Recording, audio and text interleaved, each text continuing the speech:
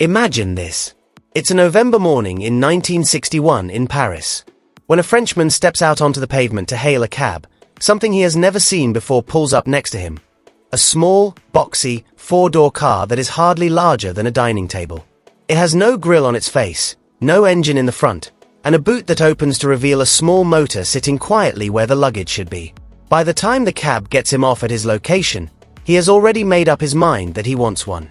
It wasn't a coincidence. That was the work of one man's genius.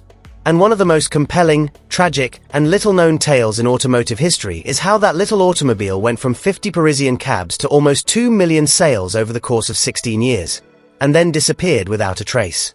You will be surprised by each chapter if you persevere. Henri Theodore Pigozzi, who was born Enrico Teodoro in Turin, Italy, in 1898, was the man behind the Simca 1000. He had Frenchified his own name out of love for his chosen nation, but he never lost sight of his origins. Pigozzi had known Giovanni Agnelli, the creator of Fiat, since the 1920s. So he wasn't starting from scratch when he started envisioning a compact family vehicle for the general public at the end of the 1950s. Because of his close acquaintance with the Agnelli family, he was able to enter Fiat's development department in Turin, a chamber that most visitors never saw. He discovered several clay models and mock-ups from a Fiat project known as Project 122, which was meant to be a possible replacement for the Fiat 600. After shaking hands and choosing one of the four-door designs, Pigozzi brought it back to France. Thus, the vehicle that the French would later refer to as the Mille, which simply means the 1000, started out in a Turin design room with Italian bones hidden beneath a French suit rather than in a French studio. Then, over the course of 2 years, two men built the body to production readiness.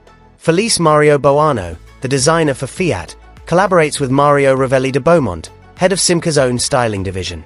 A car that would become the lifeblood of a generation of French families was developed by two Italians laboring between Turin and Poissy. And it only took 18 months to complete the process, from Pigozzi choosing the clay model in 1959 to a completed, operational vehicle on a floodlit display at the Paris Motor Show in October 1961. 18 months. That's the kind of speed that can only be attained by one man who is determined and won't allow anyone to stop him. This is the portion that most people are unaware of, though. The Paris cab stunt you just pictured actually happened. Pigozzi arranged for 50 of the capital's famous cabs to be temporarily substituted with 50 Simca 1000s painted in eye-catching red and black in November 1961, only weeks after the vehicle's Paris Motor Show debut. These tiny vehicles were navigating traffic all night long, passing Notre Dame, the Champs-Élysées, and the Eiffel Tower. Every Parisian who got into one was forced to drive as a test driver. Photographs appeared in newspapers. The tale got out. Before the term was coined, it was viral marketing, and it was effective. The Simca 1000 sold nearly 154,000 units in its first year of full production in 1962.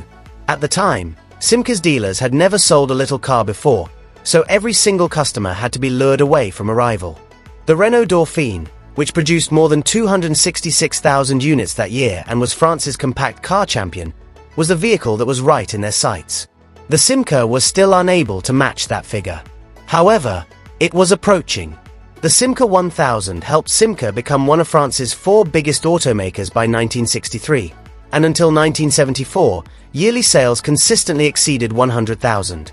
This was a vehicle that put regular French families on the road, not a specialty or a novelty. Here's something about the car itself that will truly amaze you. At least according to all expectations at the time, the engine was in the wrong location. The car's weight distribution was 35% at the front and 65% at the back since the motor was positioned behind the rear axle. As a result, the front end became nearly weightless, and the car had a strong propensity to oversteer in turns, causing the rear to swing wide when you applied pressure. This was actually entertaining to seasoned drivers. It was concerning to inexperienced drivers. Early on, the car's stability was publicly criticized by the French automotive press, and Poissy's engineers quietly and tenaciously improved the suspension with each new model year. Then, in 1970, they made their most daring changes to date. They upgraded to disc brakes up front throughout the range and added genuine rack and pinion steering for a quicker, more precise response. After years of meticulous, focused improvement, the car that had started out as a vibrant, somewhat anxious little machine had become something truly capable and pleasurable. However, Nearly no one outside of enthusiast circles ever realized that the Simca 1000 was equipped with synchronized gears that met Porsche specifications from the very beginning of manufacturing. A genuine Porsche synchromesh in a vehicle that cost about $1,500. Even seasoned drivers were surprised by how smooth, clean, and mechanical each gear shift was. You didn't anticipate such a leap from a low-cost family vehicle. This engine had significant, unknown potential that was just waiting to be unlocked by someone with the necessary understanding, and that concealed quality pointed to something deeper. That individual was Carlo Abarth. The 944 cubic centimeters engine of the Simca 1000 was recognized by the renowned Italian racing tuner as a platform worth developing. In the early years of the car, he created road-legal modified versions, known as the Simca Abarth 1150 series, with displacement increased to slightly over 1,100 cubic centimeters and power outputs ranging from 55 to 65 horsepower depending on the variant, all of which were sold commercially to the general public. The Simca Abarth, a real driver's car concealed beneath the body of an economy saloon, became a weapon in club motorsport throughout Europe in the early 1960s. One of the most fascinating developments in compact performance cars at the time was this collaboration. Then it came to an end in 1963. Not due to a mechanical malfunction. Not due to a decline in interest. It ended because corporate decision-making taking place thousands of miles away from Poissy caused Chrysler Corporation of America to increase its stake in Simca to a controlling 64%, severing Simca's link with Fiat and, consequently, Abarth. Most consumers were unaware that the Italian soul that had constructed this car was being subtly removed. Simca continued. To its great credit, it maintained the 1000 spirit of sportsmanship.